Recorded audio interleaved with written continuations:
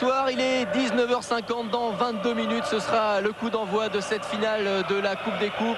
Les joueurs du Paris Saint-Germain et du Rapide de Vienne s'échauffent actuellement sur la pelouse du stade du Roi Baudouin de Bruxelles et la pression monte au fil des minutes, car il faut dire que ce que nous allons vivre ce soir est un grand moment, un moment historique. Le Paris Saint-Germain a l'occasion peut-être de donner à la France sa deuxième finale, sa deuxième Coupe d'Europe de son histoire. Michel Denisot, le président délégué du Paris Saint-Germain, et Julien Clerc, l'un des supporters historiques du PSG, nous ont rejoints. Michel, la première question que l'on a envie de vous poser, elle concerne les joueurs. Comment sont-ils, vous qui les avez vus il y a à peine quelques minutes dans les vestiaires? Disons que le match est commencé depuis une huitaine de jours pour les joueurs qui, depuis 8 jours, travaillent, car c'est la seule solution pour sortir du cauchemar qu'on a connu il y a une huitaine de jours en championnat, pour atteindre le rêve qui est le rêve de tout grand club, gagner une Coupe d'Europe ce soir. Il y a eu beaucoup de travail, les joueurs sont bien, je crois que tout le monde a bien fait ce qu'il fallait, tant au niveau de l'entourage, du staff technique avec Luis Fernandez et des joueurs eux-mêmes qui se sont beaucoup pris en charge, qui est une très bonne chose vu les circonstances, et le match c'est eux qui vont le gagner. Le championnat c'est un cauchemar pour l'instant, vous le disiez, vous avez mis une grosse pression sur la tête des joueurs ce soir. Est-ce que pour vous une victoire ce soir effacerait tout? C'est beaucoup plus que ça. En 40 ans, il y a un seul club français qui a gagné une Coupe d'Europe, c'est Marseille. Ça veut dire que ce n'est pas une spécialité française. On est le 7e club en finale, ou 8e avec Bordeaux.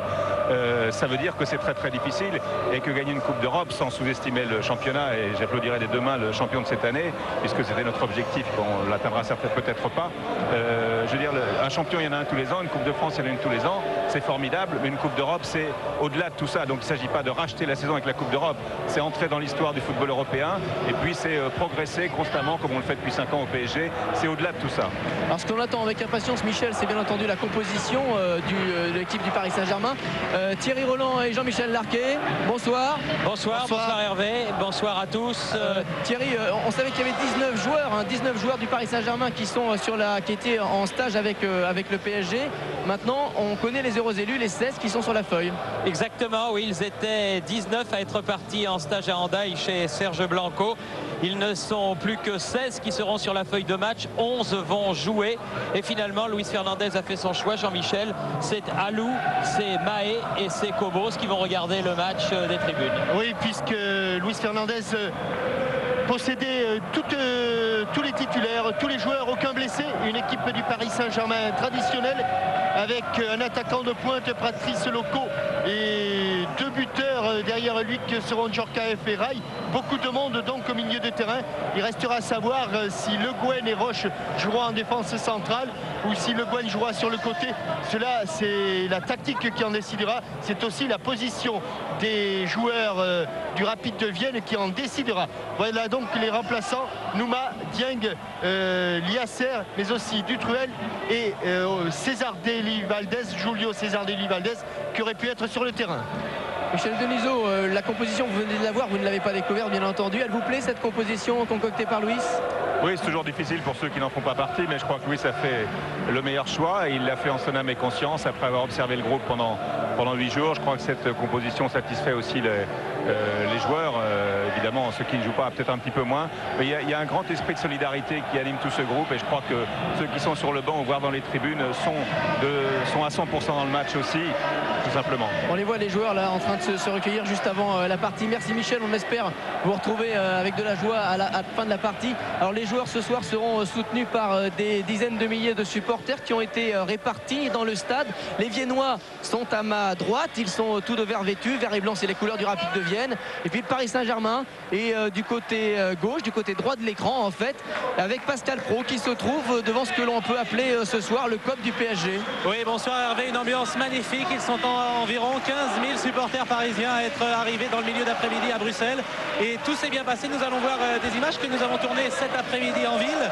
La coexistence a été bonne entre les supporters autrichiens et les supporters parisiens dans la grande majorité des cas.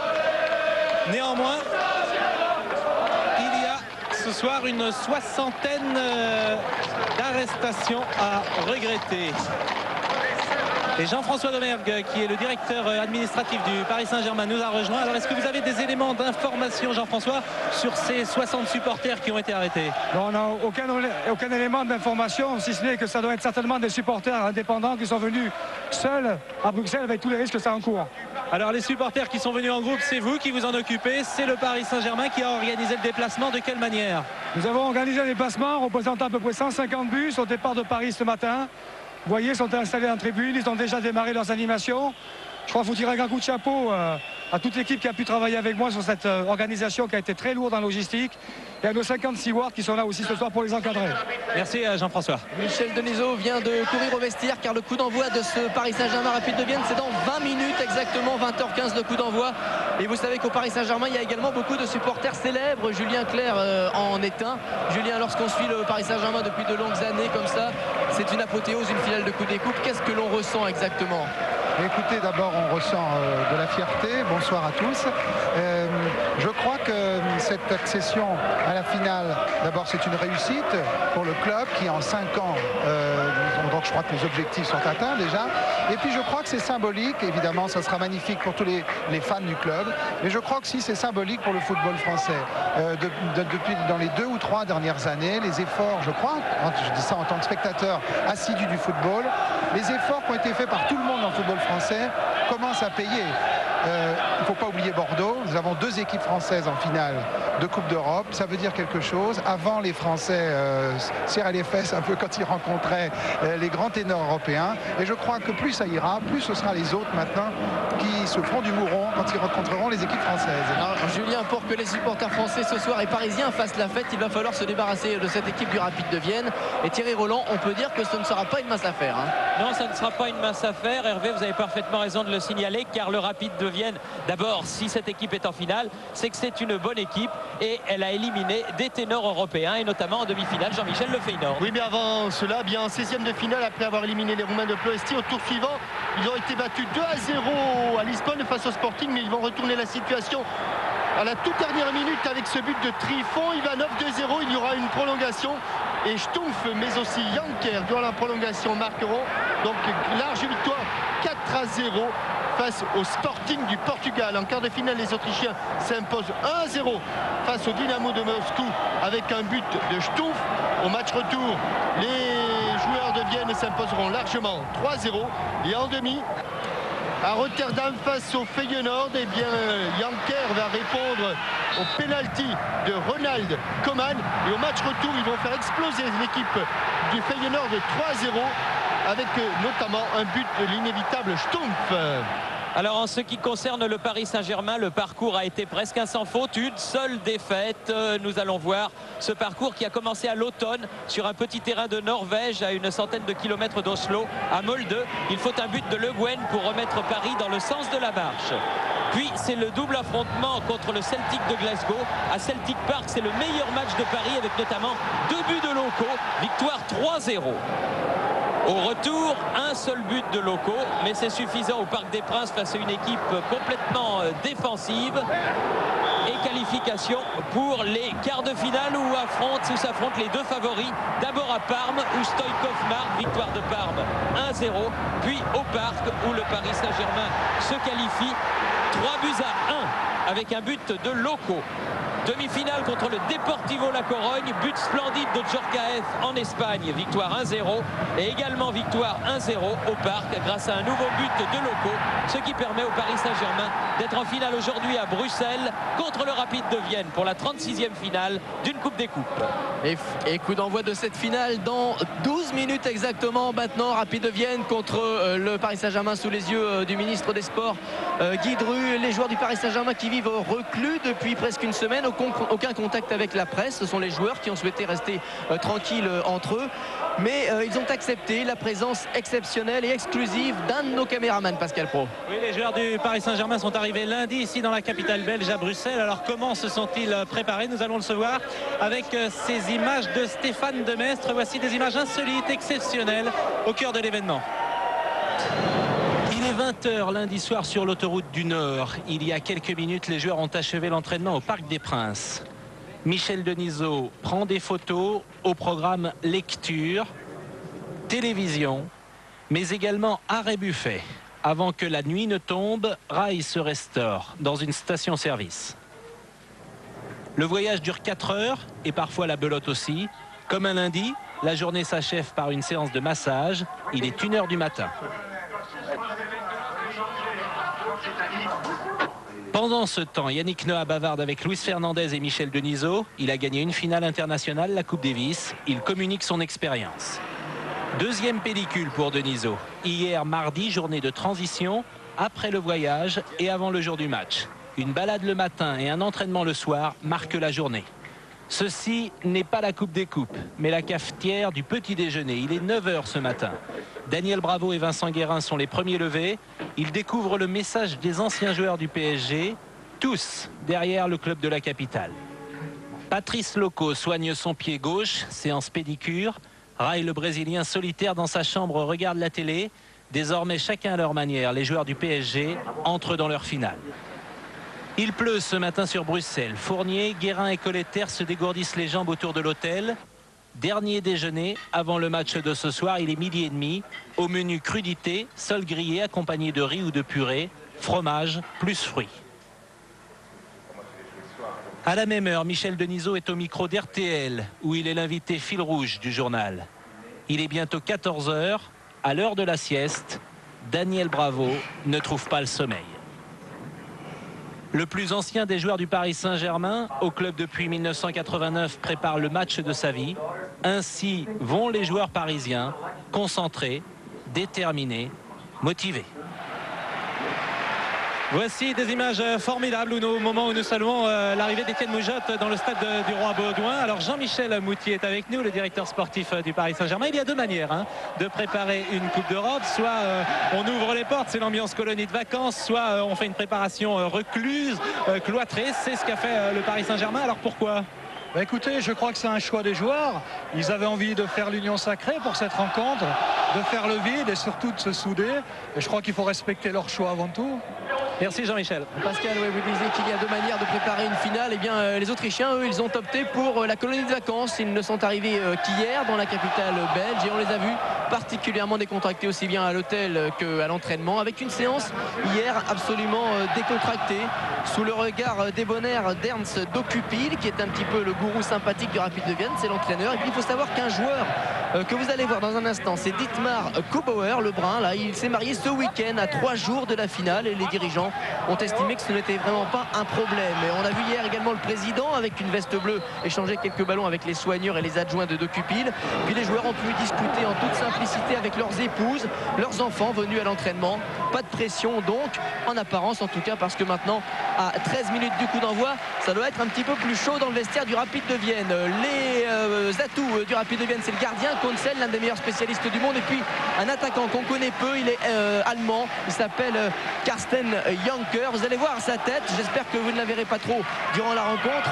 Elle est perchée sur une carcasse d'1m93. Janker, c'est un tout jeune joueur, il n'a que 21 ans, il n'est que prêté au Rapid par le FC Cologne. C'est vraiment un joueur difficile à arrêter, et c'est surtout le buteur du Rapid. 6 buts en Coupe d'Europe, des buts à la Garde Müller comme ici contre le Dynamo de Moscou, mais également malgré sa morphologie, des buts de technicien. Il est capable de faire des choses assez extraordinaires avec un ballon. Et ce soir, son duel avec Bruno Ngotti devrait vraiment valoir le coup d'œil. On revoit ce superbe but contre le Feyenoord en demi-finale. Les joueurs sont rentrés au vestiaire. Le temps pour Julien Clerc peut-être. Faut se mouiller, Julien. Le pronostic maintenant pour cette finale. Bon, écoutez, mon pronostic, Hervé, 1-0 me suffirait, je veux dire. Et compte tenu de ce qu'on sait généralement des finales de Coupe d'Europe, je souhaiterais plus de buts. Mais enfin, on risque d'assister à un match crispant. Et puis 1-0 me suffirait, je me répète. Vous êtes prêt à faire une croix au spectacle exceptionnellement. Un petit tour du côté de Paris pour une courte page de publicité. On se retrouve pour le coup d'envoi de cette finale de Coupe des Coupes entre le Paris Saint-Germain et le Rapid de Vienne. À tout de suite.